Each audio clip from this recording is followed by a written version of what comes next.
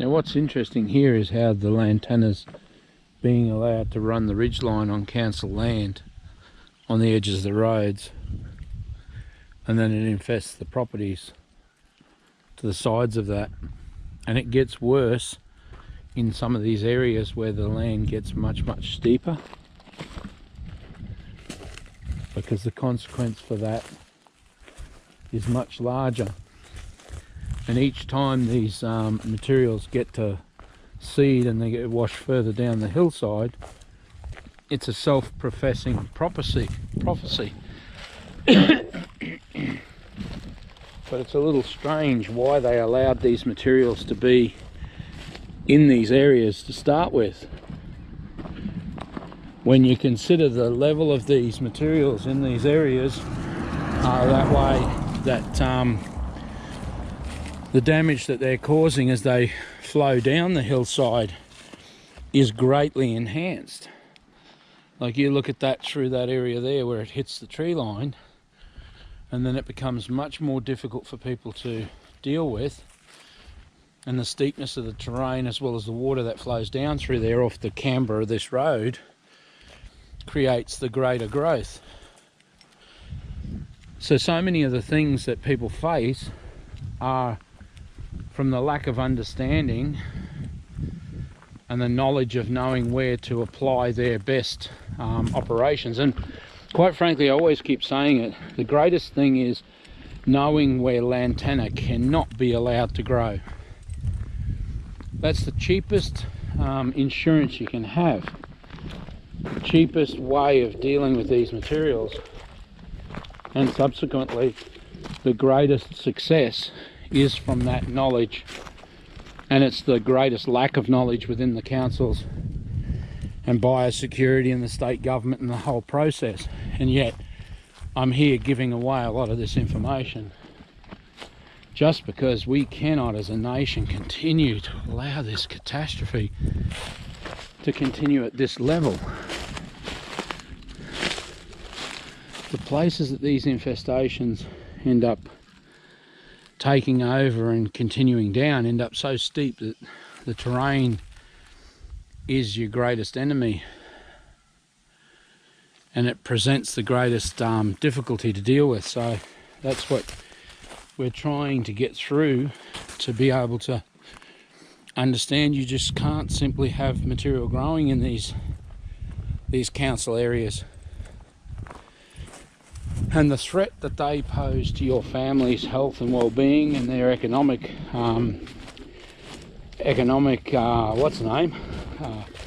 future is catastrophic. And that's one of the things the Biosecurity Act 2014 addresses, and says that, you know, that's a major offence. You know, it has to be taken into consideration. And if the parties knew the damage that this stuff does, the cost that this stuff costs, and the cost that it costs to get it out or deal with it, then those people are in a world of hurt. Now, I don't see how the council or the federal government, state government, has a leg to stand on in the dereliction of their legal obligations. The Biosecurity Act is very clear about that. There is no government department, there are no councils, there is no area that is exempt from that duty of care obligations and their general biosecurity obligation. And it says it clearly: if you ought to have known, or you did know, then you're in a world of hurt. Now that's my thing to every council from the Daintree to the Victorian border. You guys are the experts in the lantana, you guys are the experts in these materials. Then how can you claim that you weren't experts and yet you didn't know? That's what I asked the Attorney General's office, because there's some sort of conflict here where the courts say that saying you've got no money does not excuse you from your responsibility to deal with these materials. Okay? And the council by function, the council by definition, is the people's representative to the state government. The state government and the federal government are responsible for the funding for these issues. Again, I say it again, it is not a case that the state government has it as a rule that they can use it as an exemption to say we don't have the money to deal with this. And that is why they basically said that the Lantana was low risk. Wasn't because they had it under control or suddenly they found some magic that stopped it from being noxious or from being incredibly costly to deal with. They just decided it was too expensive and they had no answers and no clue how to eradicate it. So they gave up. Now that doesn't give them the reason that they can walk away from their obligations. But it is a case that the council's duty of care obligation is to represent you to the state government and to go to the state government and say, well, we need funding to deal with this lantana and these materials, and then deal with it. And that's what we have to do, because we cannot keep allowing these materials to be the problem that they are. You know, when you look at them growing here, lots of people drive past this every day and think it's harmless. They believe it's harmless. Do you see this here? These flowers are flowering. These were flowers only a short time ago. Okay? These are flowers flowering. There are the berries forming. There is nothing harmless, and there is most definitely nothing low risk about these plants. And plants on a ridgeline being fed water by the road are anywhere from 3,600 new plants to 6,000 new plants per year. Now the people down in the gullies, or the people beside these roads, are going to fight that endless war down there with that lantana on their properties, and it's very obvious by the piles of material down there that they take their obligation very seriously and they work hard on their obligation. Yet I've had many people say with Moreton Bay Regional Council, they've asked them to come and fix this stuff up on the footpath and been told no they won't. Okay?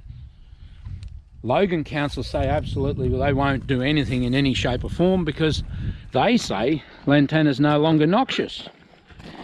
Now that's absolutely not true. There was no incredible breakthrough in anything that suddenly made lantana not noxious anymore. And it was never removed from being noxious. Okay, it's still deadly to children, to every living being. So at the end of the day in Australia, it's still down on record as having killed children and adults. So at the end of the day, it's still lethally poisonous. Now, we have to start making a stand with these councils and the state government so that they actually stand up for the people's rights, because these materials will all end up on your doorstep at some time or another. As the farms get broken down and the knowledge from these farmers gets less and less, and the property owners taking over those properties take over smaller properties with no knowledge, when lantana shows up on your doorstep, you're going to be completely out of luck. You know, and even saying you can come and get my services or things like that, there are that many people who battle along for years after years after years, losing a battle that they could have never won because the level of infestation is large enough. You know, anything over an acre and you're wasting your time on your own by hand. You know, it's very few people that can do more than an acre of lantana and win. Okay, they're a very small number of people, because those people are got a very large amount of tenacity about them. But we go back to the same point. This can't be allowed to happen. It's not legally allowed to happen. Then why are we accepting that they can do it just because they say they're not going to do anything about it? The Premier changed that to low risk, and it can't be left at low risk because it isn't low risk, and it isn't actually legally even legally correct. The Biosecurity Act 2014 is the actual law as far as lantana goes, and it says it cannot be released into the environment. it says it can't be allowed to expand on your property, which if you look at the two statements, I know I broke it down yesterday to 3 separate points, okay? But the points are still actually really the same point, okay? It's just easier to explain it to people to say, point number 1, it can't be released to the environment, okay? Point 1 also relates to point 2, that it can't be allowed to increase.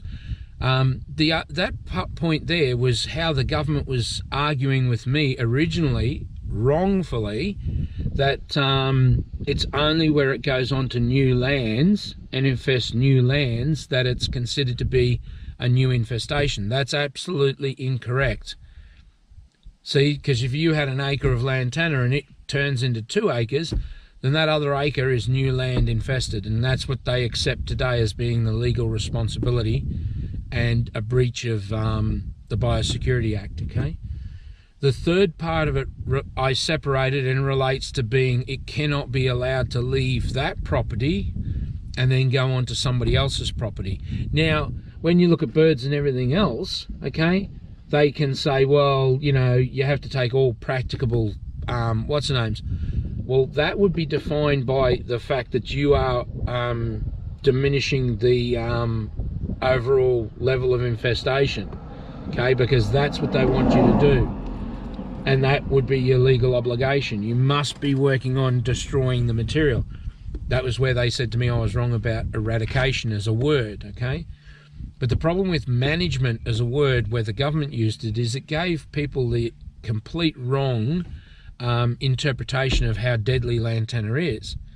You know, when you look at 6,000 plants new per plant per year, you understand that we have to be smashing an enormous lot of material every single year to get to the point that we meet the growth rate on the material. And that is one of the places that the wildlife and little birdie groups come into it that are so detrimental to our heritage and our environment. You know, just because people identify themselves as greens doesn't mean they ever understood anything about ecology or about lantana. Lantana is an evil, evil, evil plant. Its growth rate, its expansion rate, the way it loves water, the way it moves on water, it is a very dangerous plant. You know, if you lose 5 acres of your land in a single year, that's an enormous amount of money. And you have no defense against it. If the infestations are higher than you are, up higher than you are, what are you going to do? Unless you can get those infestations cleared out of there, you are fighting a losing battle. And I just had that conversation with somebody else today, that I don't like saying that like that, because at least if you're destroying a plant, right, you're destroying 400 minimum plants and up to 6,000 as a maximum of plants, okay? So you are making a huge ecological difference. And if you keep your land clear, then at least hopefully in the future, if you choose to sell, you can sell your land. But there are a lot of places in our nation, because of our councils and our government, where there is very little chance of people in those environments ever being able to sell their property, ever being able to get out of the neighbourhood and get out of the nightmare, because the government has that much material flowing onto their lands. So again, it's people's people power that will make the difference here, because when it starts costing average families and average households huge amounts of money, this is not small money. You know, when we look at the size of the areas and the toughness of the terrain to get into, this is going to destroy a lot of families' lives and their life savings, because when they sell the property out, it's only worth half of what it was worth, and the bank owns that half, so you walk away with nothing. That's what you're voting on at the next election when you're looking at the elections, because the Prime Ministers have done nothing in the 18 months that they've known about it. They haven't even acknowledged it. The Premiers have done nothing. They haven't even contacted me to talk about it and decide what we're going to do. The councils are the same, you know. I'm writing to the councils often, but, you know, until these people take us all seriously and the cost of this is taken into consideration, then people aren't going to be protected. And yet the law says that you have a right to not have this material above your property infesting your property. You know, and you should have a right to claim the compensation for the damages that is done to your property and the what's the name that you've incurred, the expenses you've incurred. When I do my operations, I actually film the entire areas before, after, and during, and then that makes up your claim later on.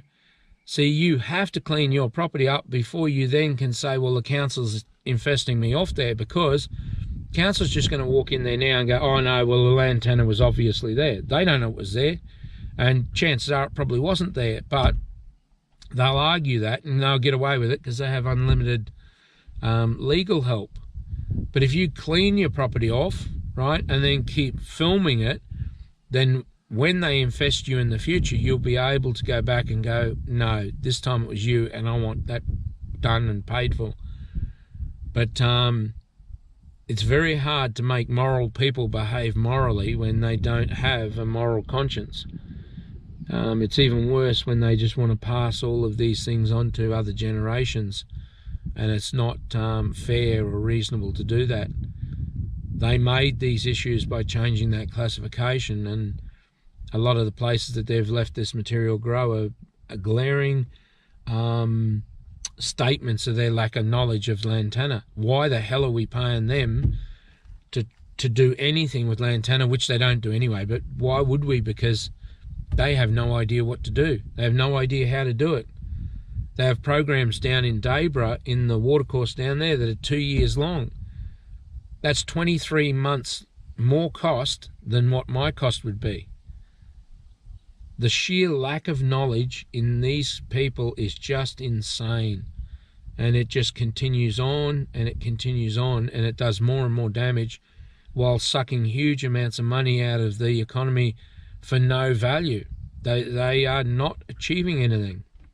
Anyway, I'm Garry, Lantana Removal Queensland, www.lantanaremovalqueensland.com.au, 0449 986 880, and I eradicate Lantana permanently for the last 40 years. So take it easy, I'll catch you on the next one. Bye-bye.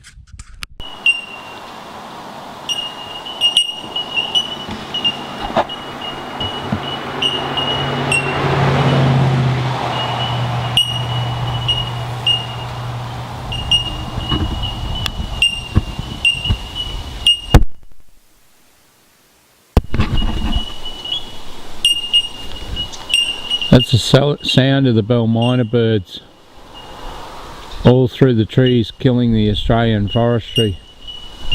They're devastating the hardwood timber forestry and destroying the ecology, all because of the Lantana infestations. Propagate them. They're the only species that actually do better because of the Lantana being here. And they then destroy all of the trees as a result.